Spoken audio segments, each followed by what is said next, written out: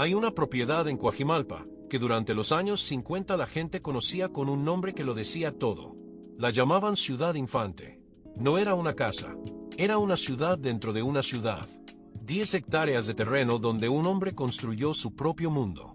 Tenía sala de cine con taquilla falsa donde el dueño le daba acceso personal a cada invitado como si fuera función de estreno. Tenía peluquería donde él mismo cortaba el pelo a sus amigos porque nunca dejó de ser peluquero aunque ya fuera la estrella más grande de México. Tenía capilla dedicada a la Virgen de Guadalupe. Tenía gimnasio equipado donde boxeaba todas las mañanas. Tenía sala de fiestas, bar, alberca, carpintería donde tallaba madera con sus propias manos, boliche, rocola, fuente de sodas y hasta simulador de vuelo porque ese hombre amaba los aviones más que a casi cualquier cosa en este mundo. Y los domingos, ese hombre abría las puertas de su ciudad personal y recibía visitas. A todos. Llegaban amigos, familiares, gente del medio, y él los atendía como si fueran los invitados más importantes del planeta. Ese hombre se llamaba Pedro Infante. Y esa propiedad extraordinaria ya no existe como él la conoció. Después de su muerte fue vendida y terminó convertida en instalaciones de una empresa privada. Ciudad Infante dejó de existir como un lugar físico y se convirtió en lo que siempre fue en realidad, una leyenda. Pero esa no fue la única casa de Pedro Infante. Tuvo una en la colonia Narvarte donde vivió con su única esposa legal. Tuvo otra en Lindavista que fue demolida en 2019. Tuvo una en Mérida con Irma Dorantes que hoy funciona como hotel. Y tuvo propiedades que nunca pudieron quedar en nombre de nadie porque murió sin testamento a los 39 años, en un accidente de avión que partió a México en dos. Hoy vamos a conocer la vida completa de Pedro Infante como nunca te la han contado. Vamos a recorrer cada una de sus casas y saber qué pasó con ellas. Vamos a conocer a las 3 mujeres que marcaron su vida y los hijos que tuvo con cada una. Vamos a descubrir cuánto dinero ganó realmente, cómo lo gastó, quién se quedó con su fortuna después de su muerte y porque su propia familia no heredó prácticamente nada. Vamos a entender por qué un hombre que sobrevivió 2 accidentes de avión decidió subirse a un tercero. Y vamos a conocer los detalles de esa mañana del 15 de abril de 1957 que silenció la voz más querida que México ha tenido. Te adelanto que esta historia tiene de todo. Comencemos desde el principio. Desde Mazatlán. José Pedro Infante Cruz nació el 18 de noviembre de 1917 en Mazatlán, Sinaloa, en la calle Camichín número 508, a las 2:30 de la madrugada. Era el 4º hijo de Delfino Infante García y Refugio Cruz Aranda. Su padre era músico, maestro de música que tocaba el contrabajo en bandas locales y también tenía una tienda y un taller de muebles de madera. Su madre, Doña Refugio, era nayarita y se dedicaba al hogar cargando con la responsabilidad de una familia que no dejaba de crecer. Pedro fue el 4º de 15 hermanos. 15, de los cuales solo sobrevivieron 9. 6 murieron en la infancia o al nacer. Imagina esa casa llena de niños, llena de ruido, llena de necesidad. Porque la familia Infante no tenía dinero. Tenían lo justo para sobrevivir y a veces ni eso. Delfino tocaba donde lo llamaran, ganaba lo que podía, pero 15 bocas que alimentar son 15 bocas sin importar cuántas canciones toques en una noche. A principios de 1924, cuando Pedro tenía 6 años, la familia se mudó a Guamúchil, Sinaloa. Un pueblo pequeño, caluroso, donde Pedro pasaría toda su infancia y adolescencia. En Guamúchil estudió la primaria, pero solo alcanzó hasta 4º grado. No porque no quisiera seguir estudiando, sino porque la necesidad económica era tan grande que la familia no podía permitirse tener un par de manos sin trabajar. Pedro tenía que ayudar, tenía que aportar. Su primer empleo fue de mandadero en la Casa Melchor, un comercio de implementos agrícolas.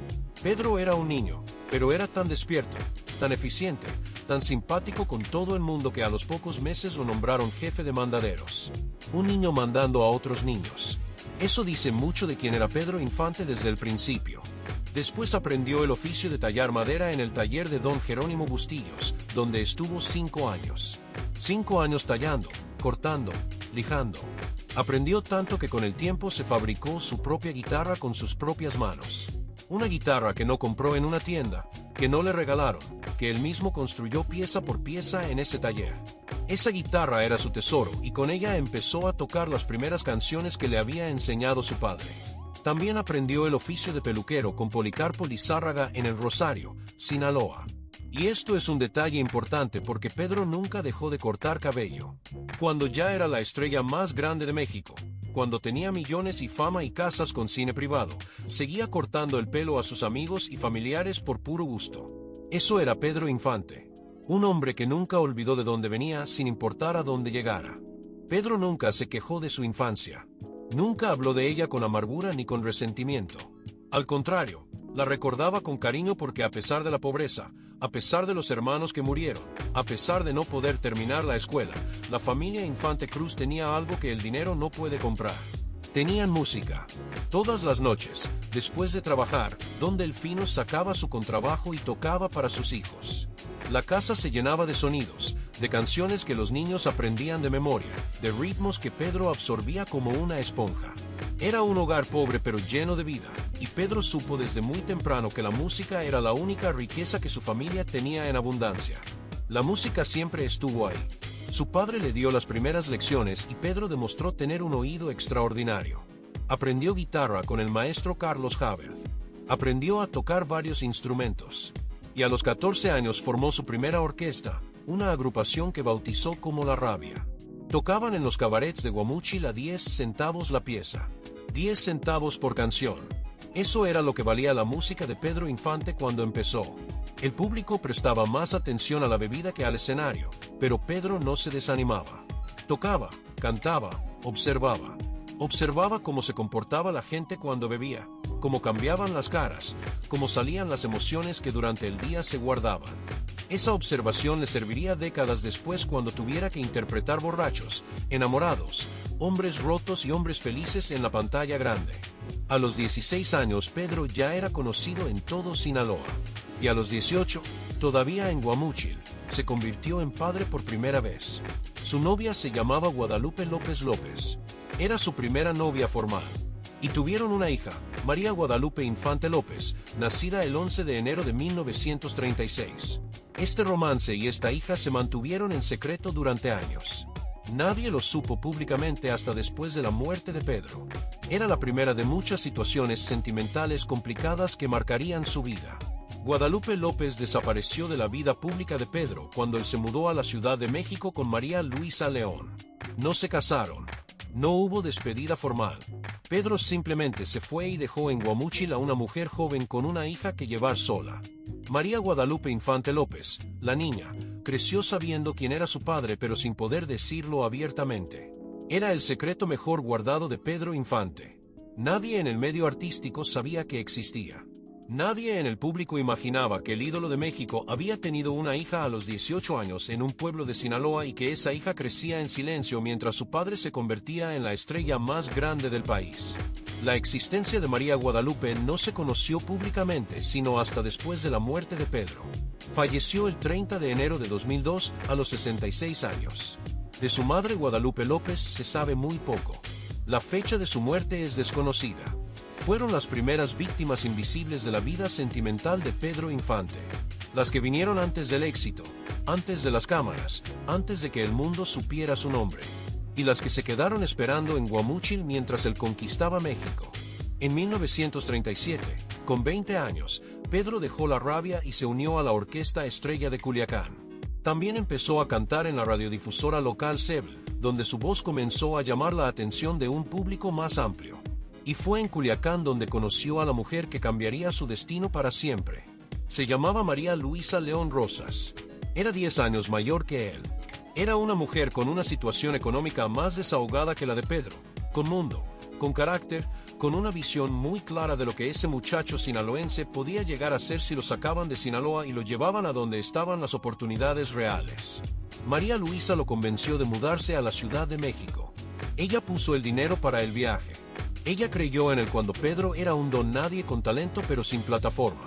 Y el 19 de junio de 1939, Pedro y María Luisa se casaron. Él tenía 21 años, ella 31. Fue su único matrimonio legal, el único que la ley mexicana reconoció como válido. Y aunque Pedro le fue infiel docenas de veces, aunque dejaron de vivir juntos, aunque él se casó con otra mujer y fue acusado de bígamo, Pedro y María Luisa nunca se divorciaron. Permanecieron casados hasta el día de su muerte. María Luisa León fue quizás la persona más importante en la historia de Pedro Infante porque sin ella, él nunca habría llegado a la Ciudad de México. Sin ella, no habría habido Pepe el Toro ni Amorcito Corazón ni Los Tres García. Sin ella, Pedro habría seguido tocando en cabarets de Sinaloa a 10 centavos la pieza hasta que la vida lo desgastara. María Luisa no solo lo amó, lo rescató de la oscuridad y lo puso en el camino hacia la inmortalidad. La llegada a la Ciudad de México. Los primeros años en la capital fueron difíciles. Pedro llegó sin contactos, sin dinero propio, sin nada más que su voz y la fe ciega de la mujer que lo acompañaba. La Ciudad de México de finales de los años 30 era un mundo completamente diferente a Guamúchil. Todo era más grande, más ruidoso, más competitivo. Había cientos de jóvenes con talento buscando exactamente lo mismo que Pedro, una oportunidad para brillar. La diferencia era que Pedro tenía algo que la mayoría no tenía. Tenía una presencia magnética. Cuando cantaba, la gente dejaba de hacer lo que estaba haciendo y volteaba a escucharlo. No era solo la voz, que era extraordinaria. Era la manera en que comunicaba emoción, la manera en que cada canción parecía costarle algo personal, como si cada nota le doliera o le diera alegría de verdad. Pedro empezó cantando en la estación de radio XEB. Participó en un concurso de aficionados en el Teatro Colonial y se ganó un traje de charro que le entregó Palillo Martínez. Un traje de charro. Ese fue su primer premio. No dinero, no un contrato, un traje. Después fue contratado temporalmente por el Cabaret Waikiki, al principio del Paseo de la Reforma, y de ahí pasó al centro nocturno del Hotel Reforma. Una noche, un ejecutivo de la disquera Pirlis llamado Guillermo Cornaucer lo escuchó cantar y le gustó su voz. Su primera canción grabada fue El Vals Mañana, el 29 de octubre de 1943. Y en esa sesión de grabación lo escuchó cantar a alguien que cambiaría todo. Ismael Rodríguez, el director de cine que se convertiría en su principal colaborador. Pedro se inició en el cine con un papel de extra en la película En un burro tres baturros en 1939. Participó como secundario en algunas cintas más. Pero su verdadero despegue como actor principal llegó con La Feria de las Flores en 1943. Ismael Rodríguez le ofreció el papel y desde ese momento la fama empezó a envolver al sinaloense. Hay una anécdota que define perfectamente cómo Pedro Infante llegó a otro nivel. Necesitaba un Cadillac. Era símbolo de estatus, era necesario para moverse entre los estudios y los eventos. Fue al lote de autos Chapultepec, propiedad de un empresario llamado Antonio Matouk Mansur. Pedro encontró el auto que quería, pero no tenía suficiente dinero para comprarlo. Matouk le propuso un trato. Le daba el Cadillac a cambio de convertirse en su representante artístico. Pedro aceptó de inmediato. Así comenzó una relación profesional que multiplicaría su fama, pero que también tendría consecuencias devastadoras después de su muerte. Con Matouk como representante, Pedro alcanzó un nivel artístico superior. Filmó las películas que lo convertirían en leyenda. Nosotros los Pobres en 1948, donde interpretó a Pepe el Toro, un carpintero de barrio que representaba a la clase trabajadora mexicana con dignidad y amor. Esa película merece una pausa porque cambió la relación entre Pedro y su público de una manera que ninguna otra producción logró. México estaba viviendo una transformación brutal en esos años. Millones de campesinos migraban del campo a las ciudades buscando trabajo en las fábricas que empezaban a crecer. Llegaban a la capital sin nada, se instalaban en vecindades hacinadas, barrios obreros donde 10 familias compartían un patio y un baño. Eran personas que habían dejado todo lo que conocían para buscar un futuro mejor y que muchas veces se encontraban solo más pobreza con diferente paisaje. Y de pronto aparecía Pepe el Toro en la pantalla. Un carpintero pobre, honesto, trabajador, que vivía en una vecindad exactamente igual a la de ellos. Que luchaba por su hija, que sufría injusticias, que cantaba para no llorar, que representaba todo lo que esa nueva clase obrera urbana sentía pero no sabía cómo expresar. Pedro no estaba interpretando un personaje. Estaba dando voz a millones de personas que nunca habían tenido voz en el cine. Y esas personas lo supieron de inmediato. Lo adoptaron como suyo. No como estrella, no como ídolo inalcanzable, como uno de ellos que había llegado lejos pero que nunca olvidó de dónde venía. Después vinieron Ustedes los Ricos, la secuela. Pepe el Toro, la tercera parte. Los Tres García en 1947 con Sara García, la abuelita de México. Esa película merece mención especial porque la relación entre Pedro y Sara García trascendió la pantalla. Sara lo adoraba. Pedro la visitaba entre filmaciones en su casa de la colonia Narvarte, a pocas cuadras de donde él mismo vivía con María Luisa. Compartían algo fundamental. Los dos habían conocido el sufrimiento desde niños. Sara había perdido a 10 hermanos y quedado huérfana. Pedro había perdido a 6 hermanos y crecido en la pobreza. Cuando interpretaban juntos escenas de familia, no estaban actuando. Estaban llenando un vacío que ambos cargaban desde la infancia. La química entre ellos era tan natural que los directores sabían que cualquier película con Pedro y Sara García era éxito garantizado. El público veía en ellos al nieto y la abuela que todos querían tener. Después vinieron Vuelven los García. Los tres huastecos donde Pedro hacía triple papel, interpretando a 3 primos completamente diferentes con una versatilidad que dejaba a los espectadores sin palabras. A Toda Máquina junto a Luis Aguilar, donde interpretaba a un motociclista de la Dirección de Tránsito. Escuela de Vagabundos, una comedia brillante. La vida no vale nada, por la que ganó su primer premio Ariel. Y finalmente Tizoc en 1957, la película que cerró su carrera de la manera más extraordinaria posible. Tizoc fue una historia de amor imposible entre un indio tacuate y una joven de clase alta, interpretada por María Félix. Pedro interpretó al indio con una sensibilidad que nadie esperaba de él. No era Pepe el Toro, no era el charro valiente, no era el mecánico bromista. Era un hombre vulnerable, dulce, profundamente enamorado de alguien que nunca podría amarlo de vuelta. La actuación fue tan extraordinaria que le ganó el Oso de Plata como mejor actor en el Festival de Berlín en 1957. La película también ganó un Globo de Oro como mejor película extranjera. Era el reconocimiento internacional que Pedro merecía, pero él nunca viajó a Berlín a recibir el premio. 2 meses antes de la ceremonia, el avión que piloteaba se había estrellado en Mérida. Hay algo profundamente triste en ese detalle. Pedro Infante murió sin saber que había ganado el premio más importante de su carrera. Nunca supo que el mundo entero lo había reconocido como uno de los mejores actores de su generación. Nunca pudo subir a ese escenario en Berlín y demostrar que un niño de Guamúchil que solo llegó hasta cuarto de primaria podía competir con los mejores actores del planeta y ganarles. Más de 60 películas en total. Más de 310 canciones grabadas. Una producción artística descomunal comprimida en menos de 2 décadas. Para ponerlo en perspectiva, Pedro Infante murió a los 39 años. 39. A esa edad muchos actores apenas están empezando a consolidar sus carreras. Pedro ya había filmado más de 60 películas, grabado cientos de canciones, ganado premios internacionales y se había convertido en el ídolo más grande que México ha producido. Y lo más impresionante no era la cantidad de trabajo, sino la calidad emocional que imprimía en cada papel. Cuando lloraba en pantalla, el público lloraba con él. Cuando reía, México entero se reía. Cuando cantaba Amorcito Corazón, millones de personas sentían que les estaba cantando a ellos personalmente.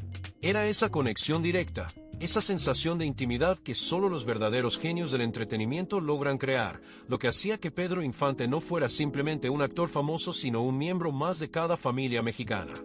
Hay algo que muy pocos saben sobre el método de trabajo de Pedro. No era actriz de academia ni de formación clásica. Pedro aprendió a actuar observando a la gente real, a los carpinteros de verdad, a los mecánicos de verdad, a los padres de familia que luchaban por sacar adelante a sus hijos. No imitaba personajes, los vivía. Y eso era exactamente lo que el público detectaba. Detectaban verdad donde otros actores ofrecían técnica. Pedro además se negaba sistemáticamente a usar dobles para las escenas peligrosas. Cuando filmó A Toda Máquina interpretando a un motociclista acróbata, aprendió todas las acrobacias él mismo. En una de las escenas se cayó y se golpeó la cabeza. Llamaron a un doctor y Pedro se levantó diciendo que no era para tanto, que solo tenía un chichón. Ese era Pedro Infante. Un hombre para quien el riesgo físico era parte natural de la vida, una actitud que eventualmente lo llevaría a subirse a aviones que no debería haber piloteado. Su fortuna y sus propiedades. Pedro Infante ganaba cantidades enormes para la época. Su representante Antonio Matouk reveló que en sus mejores años, Pedro cobraba 20,000 pesos semanales solo por presentaciones en vivo. 20,000 pesos a la semana en los años 50 era una fortuna absoluta. Sumando sus ingresos por películas, grabaciones de discos, presentaciones y contratos publicitarios, Pedro acumuló un patrimonio que al momento de su muerte se estimó en al menos 20 millones de pesos de la época. Algunas fuentes hablan de cantidades mucho mayores. Pero Pedro Infante no era hombre de guardar dinero. Nunca le interesó acumularlo. Así como lo ganaba, lo gastaba. Lo gastaba en motocicletas, en automóviles, en aviones sobre todo. Y aquí hay que detenerse un momento para entender la obsesión de Pedro con la aviación, porque esa obsesión no fue un pasatiempo. Fue una pasión que rivalizaba con la música y que terminaría matándolo. Pedro aprendió a volar a mediados de los años 40, cuando su carrera empezaba a despegar. Compró su primer avión en 1951. No una avioneta pequeña, un avión de verdad. Acumuló casi 3.000 horas de vuelo registradas bajo el nombre de Capitán Cruz. Y en 1955 fue más allá. Se asoció con la empresa TAMSA, Transportes Aéreos Mexicanos, una compañía de aviación compuesta por 12 aparatos. Pedro Infante no solo volaba como hobby. Era dueño de una aerolínea. Para el año de su muerte tenía una flota de aviones de carga que operaba vuelos comerciales. Era un negocio real, con pilotos, mecánicos, rutas y cargamentos. Pedro combinaba la vida de estrella de cine con la de empresario aeronáutico de una manera que nadie más en el medio artístico mexicano intentaba siquiera. Ismael Rodríguez, su director y amigo más cercano, le rogó en múltiples ocasiones que dejara de volar. Le ofreció incluir una cláusula en sus contratos cinematográficos que le prohibiera pilotar durante las filmaciones. Pedro se negó. Su respuesta fue clara y definitiva. «Mira», le dijo a Rodríguez, «sabes que en la vida me gusta actuar y cantar. Pero hay algo que prefiero sobre todo: volar. Si quieres, rómpeme el contrato. No voy a dejar de volar». Lo gastaba en su familia porque firmaba cerca de 50 cheques al mes para familiares y gastos personales. Lo gastaba en los demás porque era conocido por su generosidad extrema. En Mérida, donde pasaba temporadas largas por trabajo y por su relación con Irma Dorantes, repartía despensas todos los sábados a familias necesitadas. Pero no las repartía a ciegas. Mandaba primero a su secretario a verificar que las familias realmente vivieran en situación precaria. No era caridad de foto. Era caridad real, constante, organizada. Se calcula que más de 300 familias vivían directamente de la industria y la generosidad de Pedro Infante. 300 familias. Era un sistema económico en sí mismo. Un hombre que mantenía a un pueblo entero de dependientes, familiares y beneficiarios. Su primera propiedad en la Ciudad de México fue la casa en la calle Enrique Rebsamen 728, en la colonia Narvarte Poniente. Ahí vivió con María Luisa León desde 1945 hasta 1951 aproximadamente. Era una casa respetable en una buena colonia de clase media. Hoy esa casa sigue existiendo. Tiene una placa de Talavera poblana que la identifica como la residencia del ídolo de México. Se ha convertido en punto de peregrinación para fans que llegan a tomarse fotos y a rendir homenaje. Después vino Ciudad Infante en Coajimalpa. Se dice que Pedro se enamoró de los campos de Coajimalpa mientras filmaba Los Tres García en 1947. Le gustó la atmósfera tranquila, el verde, el aire limpio lejos del centro de la ciudad. Compró 10 hectáreas y mandó construir la casa de sus sueños. Durante la construcción, Pedro convivía con los albañiles. Se sentaba a comer con ellos. No en una mesa aparte, no en un restaurante cercano. Se sentaba en el piso, con su plato, junto a los trabajadores que estaban levantando su casa. Existe una fotografía icónica de ese momento. Pedro Infante comiendo con los albañiles de su obra. Esa foto dice todo lo que necesitas saber sobre quién era este hombre. Ciudad Infante era su orgullo. Era el lugar donde recibía a todos. Era donde Pedro podía ser Pedro sin cámaras, sin guiones, sin directores. Podía cortarle el pelo a un amigo, ver una película en su cine, rezar en su capilla, boxear en su gimnasio, tallar madera en su carpintería. Era su universo personal construido con el dinero que ganó interpretando carpinteros, mecánicos y hombres del pueblo en la pantalla. También tuvo una propiedad en la colonia Lindavista, en la calle Buenavista esquina con Pernambuco, número 761. Una casa grande con 5 recámaras y 10 cajones de estacionamiento. Esa propiedad fue demolida en 2019 durante una remodelación. A pesar de que su valor se estimaba en casi 20 millones de pesos, la estructura estaba tan deteriorada por el paso del tiempo que no pudo sostenerse. Fue reemplazada por las instalaciones de una escuela privada. Otra casa de Pedro Infante que desapareció. Y en Mérida, donde pasó sus últimos años entre filmaciones y su vida con Irma Dorantes, tuvo una casa en la avenida Itzáes. Esa casa hoy funciona como el Hotel Boulevard Infante, permitiendo a los fans y visitantes hospedarse literalmente en un espacio que alguna vez fue el hogar del ídolo. Los amores de Pedro Infante. La vida sentimental de Pedro Infante es una de las más complicadas y dolorosas del cine mexicano. No fue simplemente un hombre mujeriego. Fue un hombre que vivió varias vidas simultáneas, que amó a varias mujeres al mismo tiempo, que tuvo hijos con diferentes parejas mientras estaba legalmente casado con una sola, y que terminó siendo acusado de bígamo ante la Suprema Corte de Justicia de la Nación. Pero para entender esa complejidad hay que entender primero que Pedro venía de un mundo donde las reglas sociales eran diferentes. En el México de los años 40 y 50, especialmente en el medio artístico, la infidelidad masculina era vista como algo casi natural. No estaba bien, pero se toleraba. Los grandes ídolos tenían amantes, hijos fuera del matrimonio, vidas paralelas que todo el mundo conocía pero nadie mencionaba en voz alta. Pedro no era la excepción. Era la regla llevada al extremo. Pedro tenía fama de ser irresistiblemente coqueto. No era un seductor calculador, sino un hombre que genuinamente disfrutaba la compañía de las mujeres y que no sabía decirles que no. En los sets de filmación era conocido por hacer bromas de doble sentido con sus coprotagonistas, por buscar pretextos para acercarse, por usar su encanto natural para conquistar a quien se le pusiera enfrente. Varias actrices de la época mencionaron en entrevistas que Pedro coqueteaba constantemente, pero de una manera tan simpática que era imposible molestarse con él. No era agresivo ni irrespetuoso. Era simplemente un hombre que necesitaba sentirse amado por todas las mujeres que lo rodeaban, quizás porque nunca tuvo suficiente de ese amor en su infancia. Ese vacío emocional que arrastraba desde Guamuchi lo llenaba con aplausos en el escenario y con mujeres en la vida real. Y las tres relaciones principales que conocemos probablemente no fueron las únicas. Hubo otras mujeres, otros romances breves, otras historias que nunca se contaron porque Pedro era experto en compartimentar su vida. Cada mujer creía que era la única o al menos la más importante. Y en cierto sentido, para Pedro cada una lo era en el momento en que estaba con ella. La primera fue María Luisa León. Ella lo sacó de Sinaloa. Ella creyó en él. Ella puso el dinero para que Pedro pudiera perseguir su sueño en la capital. Se casaron en 1939. María Luisa no podía tener hijos, así que no tuvieron descendencia biológica juntos. Pero en 1948, sucedió algo que revela una faceta oscura de Pedro que pocas veces se menciona. Su hermana Carmen, a quien llamaban Carmela, le permitió cuidar temporalmente a su hija Dora Luz, de 4 años. Pedro y María Luisa la adoptaron y la registraron como su hija, cambiándole el nombre a Dora Luisa Infante León. Lo hicieron sin que la madre biológica diera autorización, sin su consentimiento, sin su firma. Simplemente aprovecharon la fama y el poder que Pedro ya tenía para quedarse con la niña. Carmen reclamó, pidió que le devolvieran a su hija, suplicó, pero Pedro nunca lo hizo. Nunca le devolvió a su sobrina. Era una situación que generó una herida familiar que nunca sanó.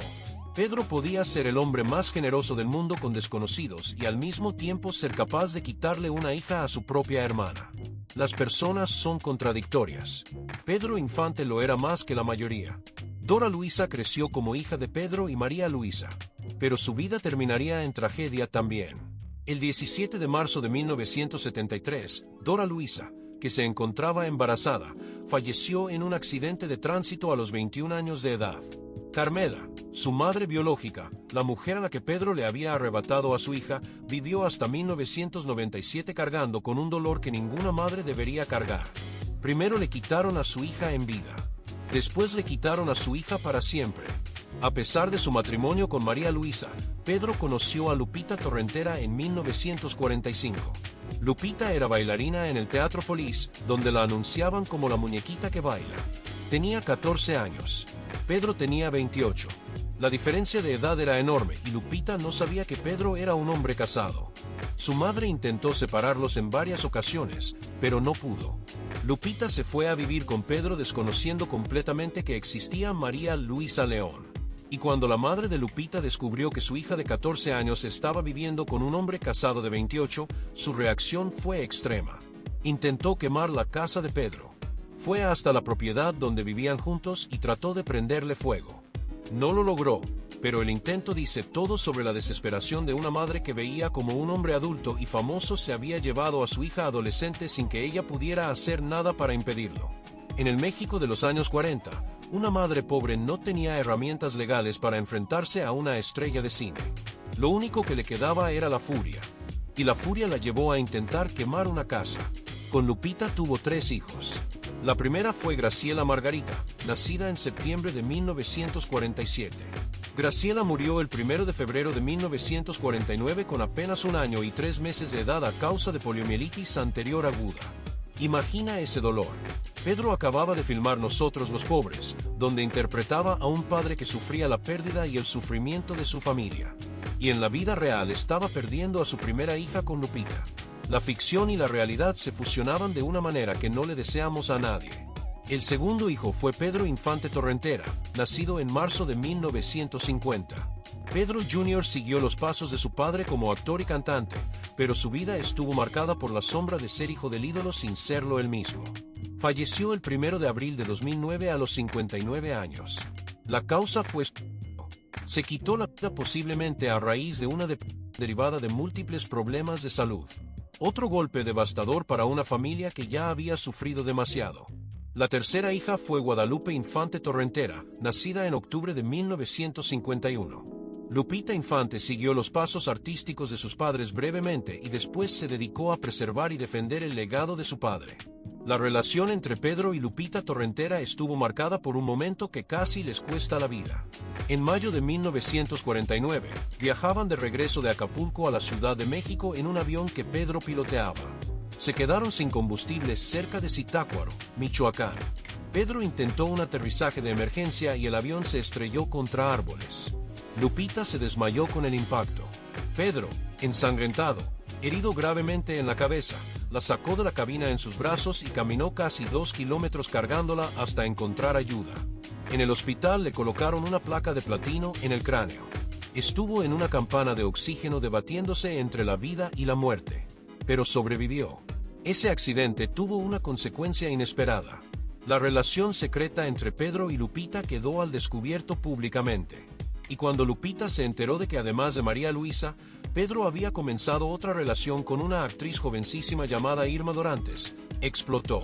Fue al departamento de Irma, le pegó al coche 2 o 3 veces, le gritó que le dijera a Pedro que bajara o ella lo bajaba.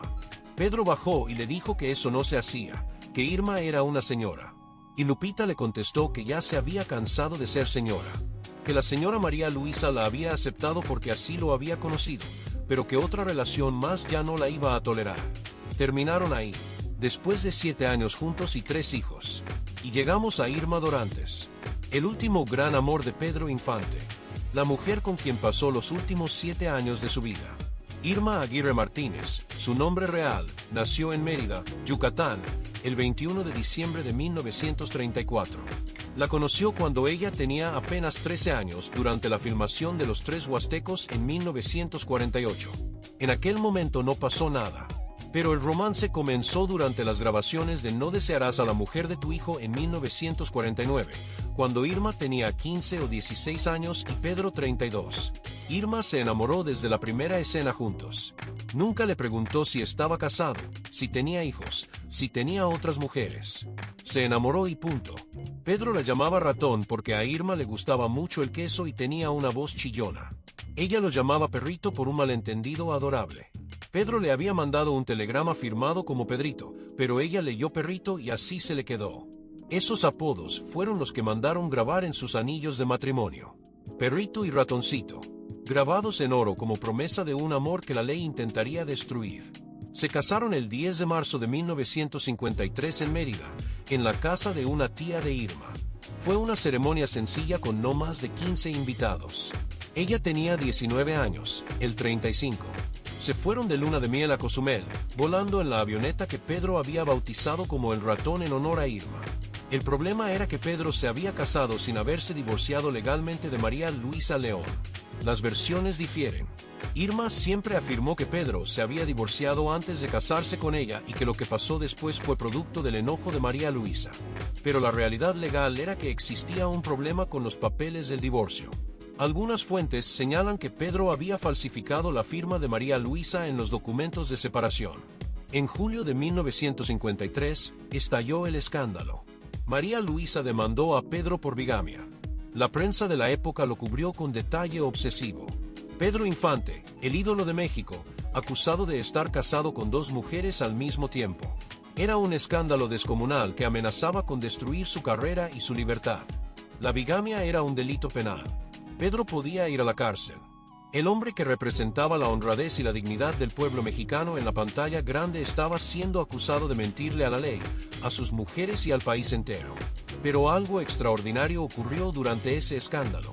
El público no le dio la espalda. Las mujeres que llenaban las salas de cine para ver sus películas no dejaron de ir. Los hombres que cantaban sus canciones en las cantinas no dejaron de cantarlas. México decidió colectivamente que el amor desordenado de Pedro no era razón suficiente para dejar de quererlo. Era como si el público entendiera que Pedro no era un hombre malvado, sino un hombre incapaz de decir que no, incapaz de controlar un corazón que sentía demasiado por demasiadas personas al mismo tiempo. No lo justificaban. Simplemente lo perdonaban porque Pedro les había dado tanto a través de su arte que una infidelidad, por grave que fuera, no alcanzaba a borrar todo lo bueno. Pedro quiso poner Ciudad Infante a nombre de Irma Dorantes, pero su representante Matouk le aconsejó que no lo hiciera. María Luisa amenazó con crear un escándalo mayor si no le dejaban esa propiedad a ella. Al final, Pedro e Irma tuvieron que salir de Ciudad Infante. La casa que Pedro había construido con tanto cariño quedó en una especie de limbo legal que solo se resolvería después de su muerte, y no precisamente a favor de nadie que lo hubiera amado. La batalla legal duró 4 años. 4 años de tribunales, de abogados, de titulares en la prensa. Y finalmente, el 9 de abril de 1957, la Suprema Corte de Justicia de la Nación falló a favor de María Luisa León. El matrimonio entre Pedro e Irma Dorantes quedó oficialmente anulado. Pedro e Irma fueron separados legalmente contra su voluntad. Pedro estaba en Mérida cuando recibió la noticia. Quería regresar a la Ciudad de México inmediatamente para resolver la situación, para buscar la manera de volver a casarse con Irma legalmente, para arreglar todo. Buscó pasajes en aerolíneas comerciales, pero no encontró disponibilidad. Y entonces tomó una decisión que le costaría la vida. El 15 de abril de 1957, 6 días después de que la Suprema Corte anulara su matrimonio con Irma, Pedro Infante abordó un avión carguero de su propia empresa TAMSA, Transportes Aéreos Mexicanos. Era un Quetzal Datitbull TS-87, un avión cuatrimotor usado durante la Segunda Guerra Mundial, con matrícula XAKN. El avión transportaba un cargamento de pescado del Golfo hacia la Ciudad de México. Pedro iba como copiloto junto al capitán Víctor Manuel Vidal Lorca y el mecánico Marciano Bautista. Existe una versión que revela por qué Pedro cambió de avión a última hora. Ya tenía boleto para un vuelo comercial. Estaba listo para irse como pasajero, sentado, tranquilo, sin responsabilidad ninguna sobre los controles del avión. Pero le fueron a decir que no dejaban salir el avión de TAMSA si él no intervenía. Aparentemente el cargamento incluía mercancía encargada por un hermano de Antonio Matouk, su socio mayoritario en la empresa. No era negocio de Pedro. Él ganaba mucho dinero como artista y tenía bastante prestigio como para no necesitar meterse en problemas que no le correspondían. Lupita Torrentera lo dijo años después con una claridad que duele. Esa mercancía no era asunto de Pedro. Pero Pedro era ese tipo de persona. El tipo de persona que cuando alguien le dice que hay un problema, va y lo resuelve personalmente sin importar si es su problema o no. Se subió al avión carguero en lugar de tomar el vuelo comercial que tenía reservado. Cambió un asiento de pasajero por el asiento de copiloto de un avión de carga que transportaba pescado. Una decisión tomada en minutos que cambió el curso de la historia del cine mexicano para siempre. Pedro tenía casi 3.000 horas de vuelo acumuladas como piloto. Estaba registrado con el nombre de rol de Capitán Cruz. Su licencia de piloto había sido renovada apenas a principios de ese mes. Ya había sobrevivido 2 accidentes previos. El primero en Guasave, donde al intentar despegar de una pista improvisada el avión no pudo ganar altura y se estrelló contra un cultivo de maíz, dejándole una cicatriz en la barbilla. El segundo cerca de Zitácuaro con Lupita Torrentera, donde casi muere y le pusieron la placa de platino en el cráneo. Hay algo que Pedro le dijo al productor Ismael Rodríguez después de la muerte de su coprotagonista Blanca Estela Pavón en un accidente aéreo en septiembre de 1949. Blanca Estela Pavón era la actriz que había interpretado a Celia la Chorreada en Nosotros los Pobres, una de las películas más exitosas de Pedro. Era su compañera en pantalla, su amiga fuera de ella. Cuando el avión comercial en el que viajaba Blanca Estela se estrelló en las faldas del Popocatépetl, matando a 25 personas, Pedro viajó al lugar del accidente todavía convaleciente de su propio accidente en Zitácuaro y ayudó personalmente a cargar el féretro de su compañera hasta el Panteón Jardín, el mismo lugar donde él mismo sería enterrado 8 años después. Fue después de ese funeral cuando Pedro le dijo a Ismael Rodríguez aquella frase que resultaría profética. Le dijo: sé que yo también voy a morir en un accidente de aviación. Ismael Rodríguez intentó disuadirlo de seguir volando. Pedro le respondió algo que lo define completamente. Le dijo que en la vida le gustaba actuar y cantar, pero que había algo que prefería sobre todo: volar. Y que si quería podía romperle el contrato, pero que no iba a dejar de volar. Esa mañana del 15 de abril de 1957, el avión despegó del aeropuerto de Mérida alrededor de las 7:30 de la mañana. Según el operador de la torre de control, Pedro iba tarareando Peregrina, la canción de Ricardo Palmerín que se había convertido en himno de Yucatán. El avión apenas alcanzó unos 200 metros de altura. Realizó 2 virajes hacia el rumbo de la Ciudad de México sin conformarse a las especificaciones de distancia y procedimientos, por debajo de las altitudes y velocidades indicadas. Perdió sustentación. Se desplomó en picada. Cayó boca abajo en el patio de una casa ubicada en el cruce de las calles 54 Sur y 87 de Mérida, un barrio popular donde una muchacha de 16 años llamada Ruth Rosel Chan estaba lavando ropa. Ella y un adolescente de 13 años llamado Isidro Baltasar Martín Cruz murieron en el impacto. Los tanques de combustible estallaron al tocar el suelo. El fuego se extendió de inmediato. Los cuerpos quedaron calcinados de manera horrible. Eran las 8 menos cuarto de la mañana. Pedro Infante tenía 39 años. Mientras esto ocurría en Mérida, en la Ciudad de México, Irma Dorantes estaba en el mercado comprando ingredientes para preparar conejo. Iba a cocinarle un estofado a Pedro, que llegaría esa tarde de Mérida. Cuando regresó a casa, recibió la noticia. Llamó a TAMSA para preguntar a qué hora llegaría el avión y le dijeron que había habido un accidente. Irma no lo podía creer. Tomó el primer avión a Mérida. Cuando llegó al hospital, encontró a hombres con careta y soplete soldando una caja de lámina. Le dijeron que ahí estaban los restos de Pedro. Irma se volvió loca. Pedro fue trasladado a la casa que tenía con Irma en Mérida, donde esperaron a que llegaran los hermanos del artista. Le pidieron a Irma que por prudencia no viajara en el mismo avión que transportaría los restos a la Ciudad de México. Ella aceptó. La noticia de la muerte de Pedro Infante sacudió a México de una manera que ningún otro acontecimiento del espectáculo había logrado antes ni ha logrado después. El periódico El Nacional escribió días después que parecía que el corazón de los mexicanos hubiera dejado de latir.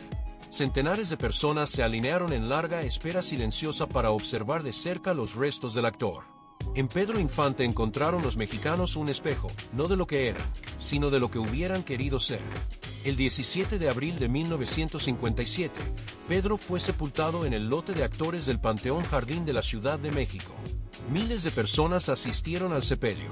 Las calles por donde pasó el cortejo fúnebre estaban abarrotadas de gente llorando, gritando su nombre, intentando tocar la carroza. Mujeres se desmayaban. Hombres adultos lloraban sin vergüenza en plena calle. Era un duelo nacional que paralizó al país de una manera que solo la muerte de figuras como Zapata o Villa habían logrado antes, con la diferencia de que Pedro no había muerto en una revolución ni en una batalla. Había muerto persiguiendo lo que más amaba, volar, y eso hacía su muerte más humana, más cercana, más dolorosamente comprensible. 3 automóviles iban detrás de la carroza fúnebre. En uno iba la familia Infante con Irma Dorantes, la mujer que había sido su compañera los últimos 7 años pero que legalmente ya no era nada suyo. En otro iba María Luisa León, reconocida como la viuda legal a pesar de que hacía años que no vivían juntos. En el tercero, el Comité Ejecutivo de la Asociación Nacional de Actores. 2 mujeres que lo amaron separadas por un auto de distancia, siguiendo al mismo hombre muerto. María Luisa recibió el pésame como la viuda oficial. Irma, alejada, en silencio, lloró desconsoladamente al hombre que le había cantado serenatas con Jorge Negrete, al hombre que la llamaba ratón, al hombre cuyos anillos de matrimonio decían perrito y ratoncito, anillos que ya no tenían validez legal pero que seguían significando todo. Y mientras las dos mujeres que más lo amaron lloraban por separado, Lupita Torrentera no estaba en el funeral. No asistió. Confesó años después que su razón para no ir fue el miedo a que su presencia significara una falta de respeto a su nuevo matrimonio y afectara la imagen de su esposo León Michel. 3 mujeres, 3 formas de dolor, 3 ausencias de un mismo hombre. La fortuna que desapareció. Lo que pasó después de la muerte de Pedro Infante es quizás la parte más triste de toda esta historia. Porque Pedro murió sin dejar testamento. Antonio Matoc, su representante, le había recomendado que no hiciera uno. Nunca sabremos exactamente por qué le dio ese consejo, pero las consecuencias fueron devastadoras. Horas después del accidente, antes incluso de que el cuerpo llegara a la Ciudad de México, los familiares de Pedro ya se habían movilizado hacia Ciudad Infante. Los hermanos del actor fueron los primeros en ir a la propiedad de Coajimalpa. Lo que siguió fue un saqueo. Muebles desaparecieron, objetos personales se esfumaron, pertenencias del ídolo se repartieron entre quienes llegaron primero. No había testamento que dijera quién heredaba qué, así que prevaleció la ley del más rápido. Matoc, junto con el administrador de Pedro, Ruperto Prado Pérez, pusieron a sus propios nombres la mayor parte de las propiedades del actor. Las regalías de sus películas y discos fueron cobradas por otros durante décadas. La familia directa de Pedro, sus hijos con Lupita Torrentera y su hija Irma con Irma Dorantes, no recibieron prácticamente nada. Irma Dorantes quedó en una situación especialmente difícil. Su matrimonio había sido anulado 6 días antes de la muerte de Pedro, así que legalmente no era su esposa ni su viuda. No tenía derecho legal a ninguna parte de la herencia. Se había retirado del cine a petición de Pedro, así que no tenía trabajo. Tenía una hija de 2 años, Irmita, que mantener sola. Y no recibió ni regalías ni herencia ni nada. Pedro le silbaba desde el gimnasio de Ciudad Infante pidiéndole que le preparara su café. Ella le preparaba un café batido en un jarrito, mezclando Nescafé con sacarina porque Pedro era diabético y no consumía azúcar. Esos pequeños gestos domésticos, esas rutinas íntimas que construyen una vida en pareja, desaparecieron de un momento a otro la mañana del 15 de abril de 1957. Irma pasó de ser la mujer del hombre más famoso de México a ser una madre soltera sin ingresos, sin derechos legales, sin casa propia, en cuestión de horas. Lo único que los familiares pudieron rescatar de Ciudad Infante fueron algunos muebles y prendas. Eso fue todo. La fortuna de uno de los mejores talentos que dio México terminó en manos de personas que no eran su familia directa. Irma tuvo que regresar a actuar por necesidad.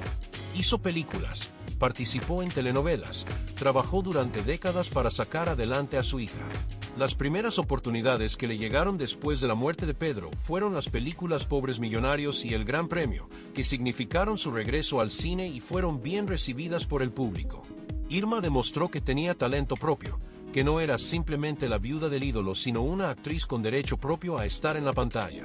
Con el tiempo se casó nuevamente, con Carlos Amador Martínez, un productor y conductor de televisión. Pero el matrimonio fue muy corto porque Carlos la maltrataba. Irma ya había soportado suficiente dolor en su vida como para tolerar a un hombre que la tratara mal. Se divorció y decidió que nunca más dependería de nadie. Se dedicó al trabajo con una disciplina que habría hecho orgulloso a Pedro. Años después escribió un libro sobre su relación con Pedro titulado Así fue nuestro amor. Y confesó que durante más de 20 años después de su muerte no pudo escuchar canciones ni ver películas de Pedro Infante. 20 años sin poder escuchar la voz del hombre que amó. 20 años cambiando de estación de radio cada vez que sonaba Amorcito Corazón. 20 años evitando la televisión los domingos cuando programaban las películas de Pedro. Imagina esa forma de duelo. Imagina vivir en un país donde el rostro y la voz del hombre que perdiste están en todas partes, en cada radio, en cada pantalla, en cada conversación sobre cine mexicano, y no poder enfrentarlo porque el dolor es demasiado grande. Eso fue lo que vivió Irma Dorantes durante 2 décadas. Cuando finalmente pudo hablar de Pedro sin derrumbarse, lo hizo con una generosidad que dice mucho de quién es ella como persona. Nunca habló mal de María Luisa León. Nunca habló mal de Lupita Torrentera. Entendía que Pedro tenía un corazón demasiado grande para una sola mujer y aceptó esa realidad sin amargura. Lo que le dolía no era que Pedro hubiera amado a otras. Lo que le dolía era que se lo hubieran quitado demasiado pronto. Su hija Irma Infante, la Irmita que Pedro cargaba en brazos y a la que llamaba su ratoncita, siguió los pasos de sus padres y se dedicó a la actuación y al doblaje. Creció sin padre, criada por una madre que tuvo que reinventarse completamente después de perderlo todo en un solo día. Pero creció sabiendo exactamente quién era su padre y qué significaba para México. Y esa certeza, esa identidad, fue quizás la herencia más valiosa que Pedro le dejó, mucho más que cualquier propiedad o cuenta bancaria que Matou se quedó. El legado eterno. Pedro Infante murió a los 39 años, pero su presencia en la cultura mexicana nunca disminuyó. Al contrario, creció con cada década que pasaba. Sus películas se transmitían constantemente en televisión. Familias enteras se reunían los domingos a ver Nosotros los Pobres o Los Tres García. Generaciones de niños crecieron escuchando Amorcito Corazón, 100 años, Bésame mucho interpretada por esa voz inconfundible. En 2010, el canal History Channel realizó una encuesta para designar al gran mexicano de los últimos 200 años. Pedro Infante quedó en segundo lugar. Más de 5 décadas después de su muerte, los mexicanos seguían votando por él como una de las figuras más importantes de la historia de su país. Su tumba en el Panteón Jardín se convirtió en lugar de peregrinación. Año tras año, cada 15 de abril y cada 18 de noviembre, miles de fans de todas las edades llegan a dejarle flores, a cantarle, a llorar frente a la lápida de un hombre que conocieron solo a través de películas y canciones pero que sienten como si fuera de su familia. Hay algo extraordinario en la manera en que Pedro Infante trasciende generaciones. No es solo nostalgia de abuelos contándoles a sus nietos. Es algo vivo, algo que se renueva constantemente. En 2019, Netflix produjo la película Como Caído del Cielo, protagonizada por Omar Chaparro, como homenaje a Pedro Infante.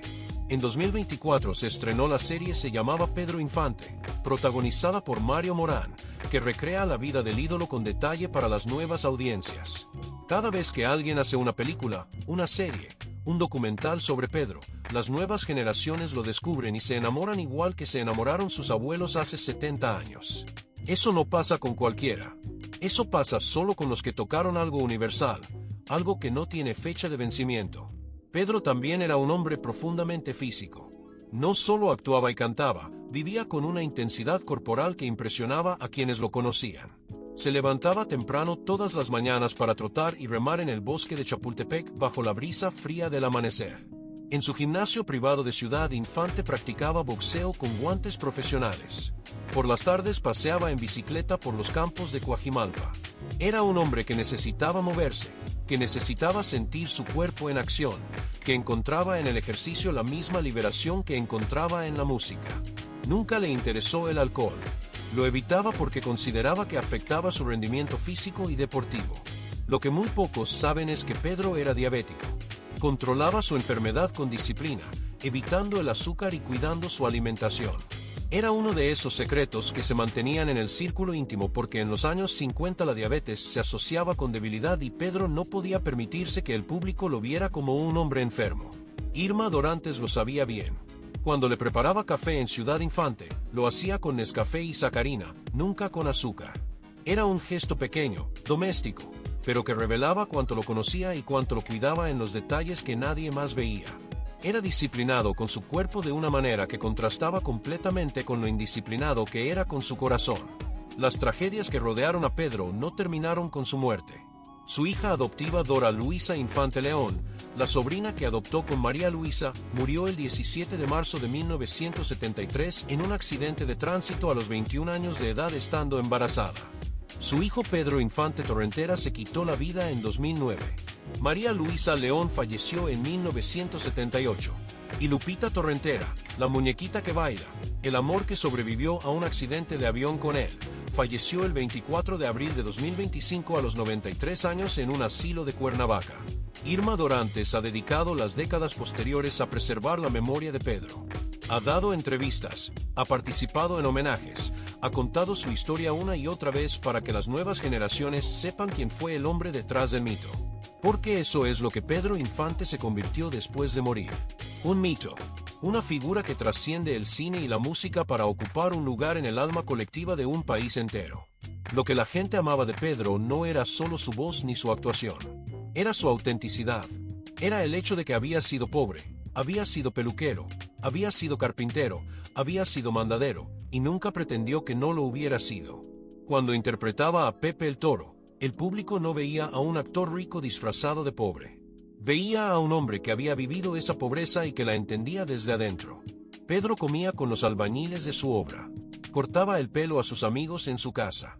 Regalaba juguetes a los niños pobres cada 6 de enero. Repartía despensas a familias necesitadas en Mérida. Tallaba madera como hobby porque nunca olvidó el taller de don Jerónimo donde aprendió el oficio de niño.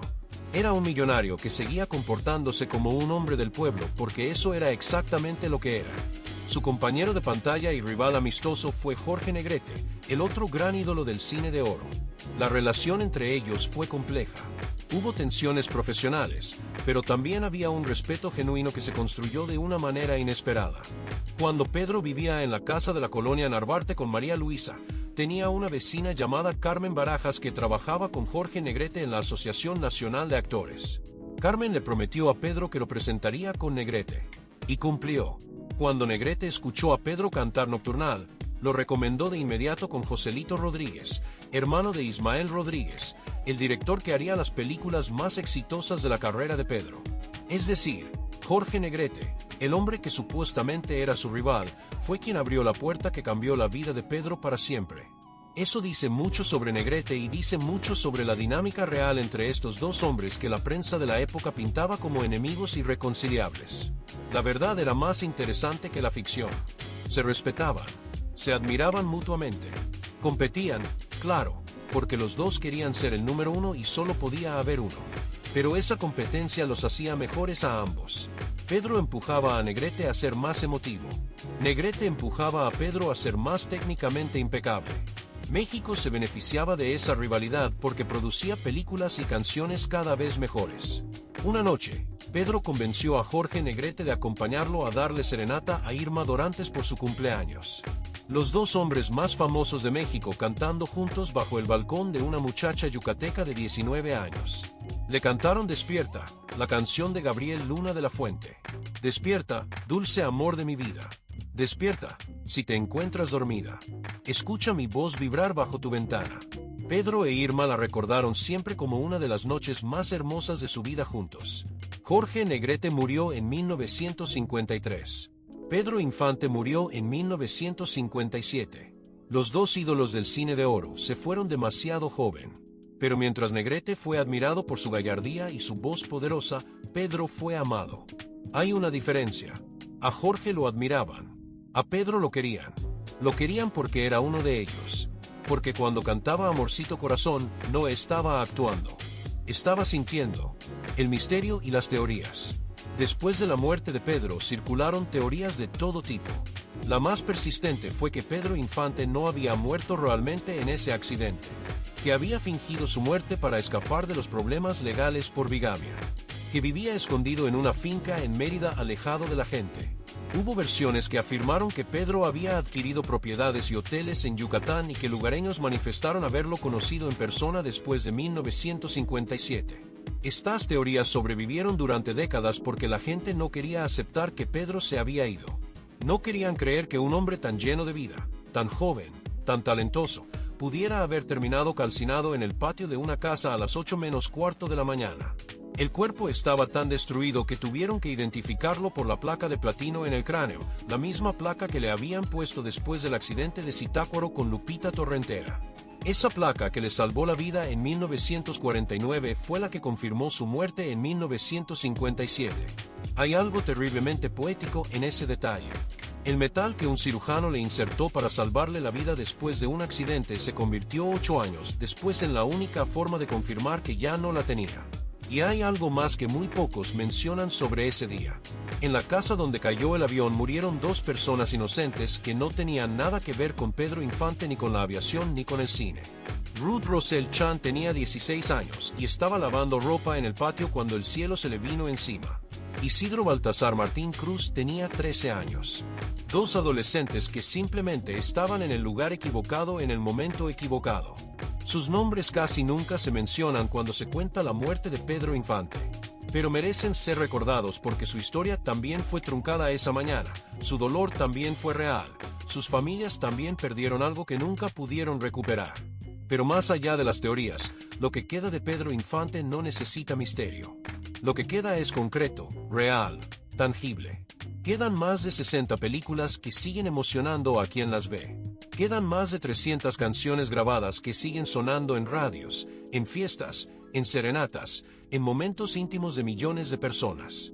Queda la memoria de un hombre que construyó una ciudad personal con cine y peluquería y capilla y carpintería porque nunca dejó de ser el niño de Guamúchil que tallaba madera y cortaba cabello y tocaba guitarra por 10 centavos la pieza. Queda la imagen de un hombre ensangrentado sacando a la mujer que amaba de un avión destrozado y caminando 2 kilómetros con ella en brazos. Queda la imagen de un padre regalando juguetes en la puerta de su casa cada 6 de enero. Queda la imagen de un actor que se negó a usar doble para las escenas de acción porque decía que no era para tanto, que solo tenía un chichón. Queda la imagen de un hombre que sabía que iba a morir en un avión y que aún así se subió porque volar era lo que más amaba en el mundo después de cantar. Y queda esa casa en Coajimalpa que ya no existe como la conoció. Ciudad Infante fue vendida, modificada, convertida en oficinas. La capilla de la Virgen de Guadalupe desapareció. El cine con taquilla falsa cerró. La peluquería donde cortaba el pelo se volvió cubículo. La carpintería donde tallaba madera dejó de tener herramientas. El gimnasio donde boxeaba cada mañana dejó de tener guantes. Pero en la memoria colectiva de México, Ciudad Infante sigue exactamente igual que el último domingo en que Pedro abrió las puertas. Sigue habiendo un cine donde proyectan películas. Sigue habiendo una peluquería donde un hombre famoso te corta el pelo con sus propias manos. Sigue habiendo una capilla donde alguien reza. Sigue habiendo una puerta donde un padre reparte juguetes a niños que no son suyos pero que trata como si lo fueran. Porque las casas de ladrillo se demuelen, se venden, se convierten en oficinas y escuelas y hoteles. Pero las casas que se construyen en la memoria de un pueblo no tienen dueño nuevo. Permanecen intactas. Permanecen llenas de música y de risas y de ese olor a madera recién tallada que Pedro Infante nunca dejó de amar. Si vivió 39 años y dejó todo eso, imagina lo que habría dejado si le hubieran dado 80. Algunas estrellas brillan intensamente durante corto tiempo y después se apagan. Otras se quedan para siempre grabadas en el alma colectiva de una nación. Pedro Infante fue las dos cosas. Brilló con una intensidad que nadie ha igualado durante